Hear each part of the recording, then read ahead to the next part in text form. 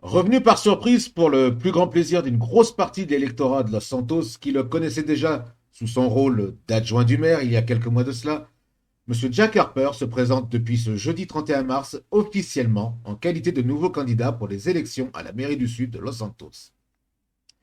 Il est de retour après un long séjour que l'on peut qualifier de plutôt dur et infernal et se retrouve plus motivé que jamais de prendre sa revanche sur le passé.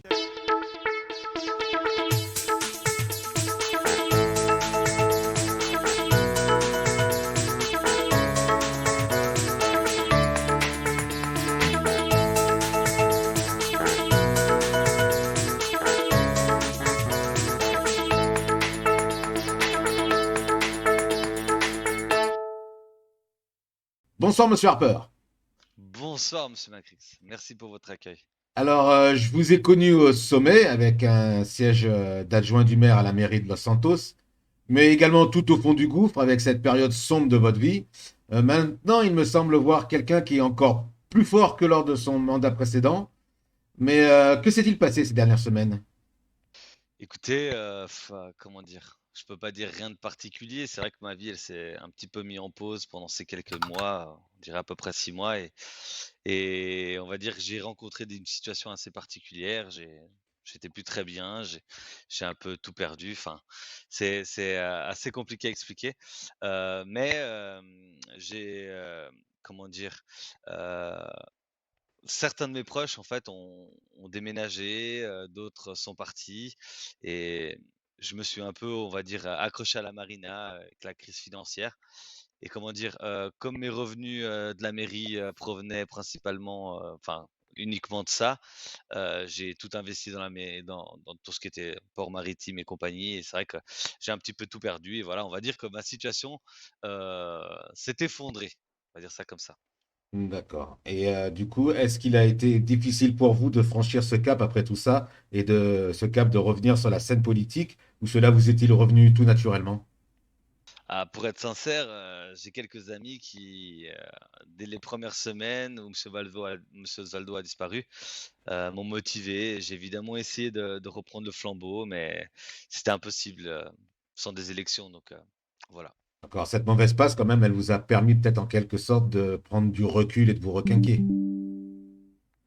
Comme je vous le disais, j'ai de la chance d'avoir, encore quelques amis, et ils m'ont évidemment aidé à sortir, la tête de l'eau.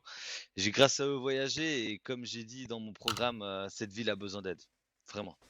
Est-ce que vous vous sentez plus fort que précédemment et prêt à monter sur le ring pour affronter votre candidat, Madame Pasquier et son équipe, ainsi que peut-être tous ceux qui sont encore en place à ce jour et qui vous ont fait défaut à l'époque de votre mandat? Ah, pour être totalement transparent, je suis vraiment quelqu'un de simple. Je suis de nature à me battre pour démontrer ce que je vaux. J'ai toujours été, aidé, par des plus démunis, comme vous le savez. J'ai pendant mon poste et même après mon départ, de la mairie, aidé énormément de personnes, vous en connaissez certains d'entre eux. Hem, il est certain qu'après, ce qui m'est arrivé, d'absolument tout perdre, de voir la misère d'aussi près, cela forge le caractère, c'est certain. D'accord. Alors, vous êtes venu accompagner ce soir. Est-ce que vous pouvez nous présenter ces personnes qui sont à vos côtés et nous dévoiler si elles ont un rôle à jouer dans votre prochain gouvernement? Alors, les gens autour de moi, c'est des gens simples, hein. Comme vous et moi, ils sont toujours là à me tendre la main aux autres sans rien demander en retour. Donc, vous avez ici Dimitri, c'est mon plus fidèle ami. Il est pour moi comme un grand frère. Vous savez, j'ai souvent eu peur de vivre dans la rue, et je vous avoue que s'il avait été là, ça aurait été vraiment plus simple, beaucoup, enfin, très différent. Je vous assure, il suffit, enfin, d'être assis juste à côté, qu'il soit juste à côté de vous, en fait, et vous avez ce sentiment, en fait, où que rien peut ne vous arriver. Vous voyez ce que je veux dire? Oui, tout à fait. Donc, voilà. Oui, j'ai eu le Et vous avez plaisir. également Dean, c'est une personne fantastique, travailleur avec une imagination juste incroyable. On va dire, j'ai fait sa rencontre dernièrement, quand j'ai appris justement le succès, que les bus ont pu avoir, au sein de la population, autant dans les arrivants que les autres, et on va dire, voilà, que je suis vraiment satisfait, de tout le parcours qu'il a pu faire jusqu'à aujourd'hui. D'accord. Si, monsieur, vous avez quelque chose à dire ou à ajouter, vous pouvez toujours reparler, hein. N'hésitez pas. C'est bon? Non? Ah, mais par exemple, par rapport à Dean, par exemple, je pars pour rebondir un petit peu sur ses activités. C'est vrai qu'on a déjà un petit peu discuté des différents projets qu'on pouvait avoir ensemble. C'est vrai que c'est quelqu'un qui a de la création, etc. Mais c'est vrai que de toute façon, la mairie elle-même se doit de créer des événements pour la population, de d'organiser des événements et c'est vrai qu'on le sent, hein, j'ai eu des retours. Je vous avoue que je depuis hier, j'ai fait quelques tours en ville, j'ai rencontré déjà pas mal de personnes qui sont d'ailleurs derrière vous. Ouais. Ces gens-là, bah, comment dire? J'ai eu des retours assez, négatifs, un petit peu des animations que pouvait, organiser la mairie, et le gouvernement avec Ah évidemment. ben, d'ailleurs, voilà, ben, écoutez, on va enchaîner du coup avec une question qui va dans ce sens. Donc, vous êtes revenu sur le devant de la scène ben, subitement, mais vous avez quand même un peu regardé la campagne de votre adversaire, du coup, comme vous venez de l'expliquer. Que pensez-vous de leur programme et de leur campagne? Alors mon premier sentiment, c'est que j'ai été surpris. Oui, surpris, de voir que la directrice des OMS, que j'avais proposé à l'époque, le poste, solidarité et santé, pendant que j'occupais mon poste d'adjoint. J'étais assez surpris en fait qu'elle le refuse, elle m'a répondu qu'elle avait pas le temps et aujourd'hui, bah, je la vois se présenter à la mairie, je suis assez surpris. Je remarque que son mari est également dans l'équipe de campagne, hein, sachant ce qu'il occupe la direction de l'hôpital. C'est ce qui me paraît voilà, c'est assez surprenant, mais en tout cas, le plus incroyable, c'est la rédactrice en chef, en fait, heu, d'un journal local, qui est censé avoir une sorte de poste totalement indépendant, qui doit être impartial par rapport à la politique, ne pas prendre de position, qui doit être, voilà, qui doit être juste là, en fait, pour commenter, partager. Hem, il semblerait que l'éthique, en tout cas, c'est n'a plus vraiment de sens dans ce pays et j'ai également remarqué, que, bah, c'est des gens qui, comment dire? C'est une équipe, on va dire. Je sais qu'ils sont tous amis entre eux, donc je sais pas si c'est une bonne chose pour une mairie, mais pourquoi pas? Enfin, Ouais. pourquoi pas? Ok. Vous avez eu le temps pendant votre descente aux enfers d'enquêter en fait sur plusieurs affaires. Et il me semble sur ces politiques qui débarquent, mais que vous avez enquêté sur ces politiques qui débarquent, mais aussi sur les grandes sept villes. Vous m'avez parlé en backstage une fois, il n'y a pas très longtemps, d'une sorte de domination dans le gouvernement actuel et dans celui de votre candidat opposé qui se présente. Est-ce que vous pouvez nous en dire plus? Ah, vous le savez, je suis pas ouais, je suis assez, OK, alors, écoutez, je suis pas policier, ni procureur, ni encore avocat. Je sais simplement que j'ai à plusieurs reprises rencontré un mur, quand j'ai essayé de discuter, avec la mairie du Nord, avec, monsieur Thiago également, de l'association ANA sur le tourisme, et cetera. Hem, je sais, que j'essayais de régler certains problèmes, encore, avec les OMS et ce genre de choses. J'ai jamais réussi en fait à rentrer en contact avec eux. Je leur ai proposé des rencontres à plusieurs reprises et elles ont toutes été refusées. Je peux vous montrer un petit organigramme, hein, vous le verrez, après, c'est un petit document que je me suis permis d'amener avec moi. Vous constaterez que toute l'équipe de madame Pasquier fait partie de ce même groupe qui défend l'écologie, mais expliquez-moi comment un directeur de banque peut s'occuper de l'écologie et rouler avec des moteurs V12, enfin, je comprends pas. Il y a des membres dans un journal qui met régulièrement en avant leur activité et maintenant ils se présentent à la mairie. Vous voyez, il y a des choses sincèrement, rien ne vous inquiète dans tout ça? Je trouve ça assez, surprenant. J'aimerais beaucoup que madame Pasquier nous explique, tout ça si j'ai la chance de la rencontrer un jour. D'accord. Et est-ce que vous pensez qu'il y a un moyen de lutter contre ce genre de domination que vous dénoncez? Alors, je suis pas convaincu qu'il y ait vraiment, un moyen. L'idée, c'était surtout de me présenter aujourd'hui, d'être là, d'être présent. J'étais dans une situation compliquée. J'ai écouté, en fait, mes amis, j'ai écouté mes proches. L'idée, c'était, de venir me présenter ici pour mettre ça en avant, de montrer aux gens, en fait, qu'il y a une situation qui est pas normale et qu'il faut en parler, qu'il faut la partager et voilà, je suis pas vraiment policier, je suis pas un justicier, mais je voulais juste être honnête, être transparent, être ici, de démontrer, en fait, qu'il y a, quelquefois, même au sein d'un gouvernement, même au sein, d'une municipalité, des incompréhensions, des incohérences et voilà, je voulais simplement, les partager. Je suis pas là pour faire du mal à qui que ce soit, c'est vraiment plus une idée d'en parler et qu'on nous apporte des explications, simplement. Et comme vous pouvez voir autour de moi, il y a tout type de personnes. Il y a des gens dans le tourisme, il y a des gens dans la sécurité. Derrière vous, il y a des citoyens, comme vous et moi. C'est vraiment plus une histoire de montrer en fait que n'importe qui, peut se présenter et donner son avis et que pour une fois que quelqu'un dit quelque chose, qu'au moins on l'écoute et le fait de passer à la télé, de pouvoir avoir l'opportunité d'en parler et d'avoir des explications, bah, je trouve que c'est une bonne idée. Même si, tout ce que je vous ai dit avant, est d'une incohérence, juste pas normale, quoi. Voilà. D'accord. Eh bien, nous allons attaquer une deuxième partie de cette interview. Nous allons parler à présent de votre programme. Vous avez bien travaillé malgré votre candidature sur le fil et avez de nombreux projets. Tous sont bien évidemment regroupés en plusieurs points. Je ne vais pas vous demander de détailler chaque point, mais de nous dire plutôt les grandes lignes de ce que vous comptez faire pour ces derniers.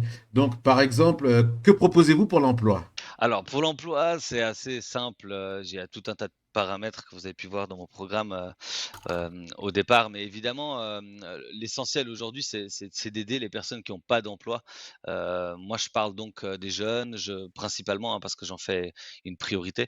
Mais j'aimerais en fait, dans un premier temps, en fait, vraiment que tenir des statistiques déjà pour, savoir où ça en est en termes de salariés. Je sais qu'il y a des sociétés aujourd'hui qui ont tout un tas de d'employés et j'en ai d'autres qui sont, totalement démunis et qui arrivent pas à faire évoluer leur société, qui sont limite, heu, dans une situation à la limite de la faillite parce que justement ils n'arrivent pas à en trouver et l'idée c'est vraiment de pouvoir trouver un équilibre dans tout ça. Donc ça c'était l'un des premiers points. Après évidemment, je sais qu'il y a des jeunes et des moins jeunes qui souhaitent créer leur société et souvent, bah, ils n'y arrivent pas parce que le prix des sociétés qui sont à vendre ou, les fonds de commerce à reprendre, coûtent extrêmement cher et que c'est compliqué pour eux, de pouvoir, arriver à un budget aussi conséquent. Et l'idée, c'est ça, c'est que la mairie puisse être présente, que la mairie puisse les soutenir, que voilà. Après, évidemment, on peut pas, financer, toutes les entreprises de toute la population de Los Santos, mais l'idée, c'est de pouvoir vraiment, mettre, un budget à disposition, de créer des concours, de créer des événements, et pourquoi pas aller directement aider des sociétés qui rencontrent des difficultés financières, d'injecter des fonds pour pouvoir les relancer avec des événements, avec des thèmes, voilà, il y a tout un tas de solutions à faire. Moi, j'ai plein de projets et je compte également sur mes équipes pour m'en apporter, d'autres et à la population également. Voilà, Majeur. en tout cas, pendant mes quelques semaines où j'étais à la mairie, je vous assure que des idées, on n'en manquait pas. On en avait tous les jours des gens qui venaient avec des projets. J'ai d'ailleurs des gens que j'ai rencontrés devant votre studio tout à l'heure, et il en est la preuve, voilà. En tout cas, sachez que des projets, ça ne manquera pas. Donc, pour la création d'entreprises et les entrepreneurs, vous proposez quoi concrètement? Bah, pour les entrepreneurs, c'est toujours le même problème. Bah, il y a les taxes évidemment et j'ai tout un tas d'autres trucs, hein. Je vous avoue que j'ai visité beaucoup de sociétés, soit c'était, des salariés, non présents, soit c'était j'ai si vous voulez, c'est que les sociétés en elles-mêmes, c'est vraiment j'en ai fait un peu ma priorité lors du mandat de monsieur Osvaldo, de les avoir rencontrés, d'être allé les voir. J'avais cru comprendre que certains, même en termes de gestion, ils rencontraient des difficultés. Autant pour les taxations, ils comprenaient pas les systèmes, ils comprenaient pas les différents points qu'il fallait mettre en place, vous voyez? Donc, l'idée, c'est vraiment celle-là, c'est vraiment de pouvoir être présent, de pouvoir être, proche d'eux, d'être à l'écoute et voilà. D'ailleurs, vous parliez de votre précédent mandat avec Monsieur Osvaldo. Vous sembliez très attaché à l'époque au dossier des taxes. Qu'en est-il à présent sur ce dernier? Les taxes, c'est toujours un petit peu les mêmes. C'est juste que les gens, à cette époque, ils n'avaient pas bien compris, en fait, le système, ils pensaient, en fait, qu'on allait les taxer beaucoup plus que ce qui était le cas.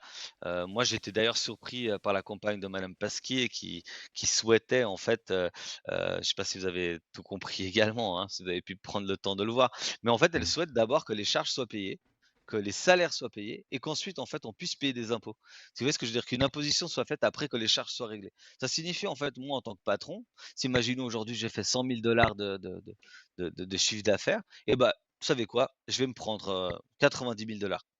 Il restera 10 000 dollars et vous allez m'imposer sur ça. C'est Hum, ça que ça veut dire. hum. C'est une incohérence, c'est de la fraude, ça incite à la fraude, ça incite à tout un tas de choses et je comprends pas comment un système comme celui-là a pu un jour être, en vigueur au sein de Los Santos, quoi. Je comprends pas. Et après voilà, j'ai rejoint, vous savez, j'ai participé en fait à l'élaboration, des différents taux qui ont été mis en place par ce gouvernement. Je les ai trouvés corrects, même si des gens ne comprenaient pas, m'ont dit: «Oh non, ils vont m'assassiner». Je vous assure que non, c'était il y a aucune imposition jusqu'à 100 000 $. Donc je parle d'une société qui n'a aucune activité ou presque aucune, évidemment, on va pas la taxer. Et après, encore une fois, on n'est pas là pour assassiner les gens, on est juste là, les gens ne comprennent pas à quoi sert cet argent. Ils croient qu'on est là pour s'acheter des cabriolets et aller à la piscine. Je vous assure que non. Aujourd'hui, on est ici pour réinjecter cet argent dans les services publics, dans les événements, dans les sociétés, dans les startups, dans les aides aux plus démunis. Et je vous assure qu'il y en a. On a encore en croisé un tout à l'heure en bas de votre établissement également. Il est venu se présenter, nous raconter sa détresse. C'est quelqu'un que j'ai pas eu la chance de rencontrer plus tôt. J'ai eu des emails toute cet après-midi. Et j'étais assez surpris qu'on puisse encore une fois laisser à l'abandon des gens comme ça. Et les gens ne comprennent pas cet argent-là. J'ai remarqué aussi que Madame Pasquier parlait de transparence, mais il y a intérêt, oui, qu'il y ait une transparence. Tout l'argent qui va être injecté, on en fera une publicité. Si vous voulez, je mettrai une pancarte devant la mairie. L'idée, c'est vraiment que tout le monde sache ce qu'on va faire de cet argent. Et l'idée, c'est, il y a des impôts, comme dans tous les pays du monde, c'est normal, on n'est pas là pour assassiner les gens, c'est une cohérence, ça permet juste de financer les services publics. Et mes premières semaines avec Monsieur Osvaldo, c'était ça, c'était qu'est-ce qu'on va faire de ce budget? C'est ça. D'accord. Et donc, vous venez de le souligner à présent, mais vous aviez également un programme, vous avez également un programme autour de la discrimination des jeunes et de la culture. Pouvez-vous nous en dire plus? Alors, bah, écoutez, la discrimination, c'est toujours la même chose, hein, peu importe l'emploi, si vous n'êtes pas bien habillé, ils vont vous dire quelque chose. Si vous avez une coupe de cheveux un peu différente et ben, ils vont vous faire une remarque, ils vont pas vous prendre. L'idée aujourd'hui, c'est vraiment de prendre les gens selon leurs compétences. On parle souvent de couleur de peau, on parle souvent parce que c'est une femme, elle n'arrivera pas à faire ce travail. Ça peut être parce que vous n'êtes pas assez grand ou parce que vous n'êtes pas assez fort ou parce que vous n'êtes pas assez petit. C'est quelque chose en fait qui m'insupporte depuis toujours. Je comprends pas. Je connais des gens, minces, petits, qui ont la même énergie que des gens de 2 mètres d'eau. Regardez monsieur Dimitri, il n'y a pas D'ailleurs, que des muscles, hein, je vous assure, il est très intelligent. Et du coup, ben, on va passer avec les deux dernières questions de notre interview. Qu'avez-vous aujourd'hui à dire à vos concurrents qui se trouvent donc opposés à votre candidature au poste de maire? Alors, je pense en avoir assez dit, je les connais tous très bien et je vous assure que je suis pas ici pour en faire une guerre, hein. Je suis ici parce que ces personnes puissent, apporter des réponses. Ce sont des questions, qu'une grande partie des citoyens de cette ville, ils se posent et pour ma part, bah, je suis disponible pour un débat, par exemple, même pour un meeting. Je suis ouvert à toutes les questions que les citoyens ont à me poser, également. Eh bien, justement, qu'avez-vous à dire à tous ces citoyens, justement, pour les inciter à franchir le cap et à vous faire confiance en votant pour vous? Ah, vous savez, je suis quelqu'un de plutôt positif. Je suis même quelqu'un, même, conscient que madame Pasquier a quelques relations, dans son entourage et que ça aiderait, toute cette population de passer au pouvoir et que moi, ben, je viens à peine de revenir. Je peux juste vous dire que je ne suis pas venu pour faire, des événements au Pearl ou aux Bahamas. Je suis venu pour secouer la fourmilière et voir, que les choses changent dans cette ville. Je suis quelqu'un de droit, de déterminé, de juste. Et si j'ai la chance d'accéder à la mairie, je mettrai toute mon énergie pour que les choses changent dans cette ville. Eh bien, merci à vous. Nous en avons terminé. Un grand merci à vous, Monsieur Harper, et à toute votre équipe. Merci beaucoup. Alors, n'oubliez pas, chers citoyens, que dès samedi 2 avril 17 heures, vos bureaux de vote seront ouverts à la mairie de Los Santos, que les urnes seront ouvertes pendant 24 heures et que le programme de Monsieur Harper, ainsi que de son adversaire, Madame Pasquier, sont disponibles sur l'intranet du gouvernement. Bonne soirée à tous et bon vote.